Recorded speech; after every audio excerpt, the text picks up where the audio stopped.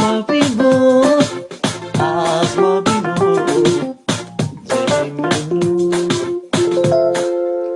ሰላም ሰላም ደቂ ኤረ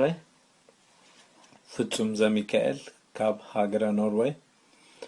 ኣብ ሃገረ ቱርኪ ኣብ ከተማ ኢስታንቡል 2017 ወርሒ 7 ኣብ ዝግበር ናይ ኤሪትሪያን ካርኒቫል ፌስቲቫል ተሳታፊ ብምዃነ ሓበንን ኩርዓትን ስምዓኒ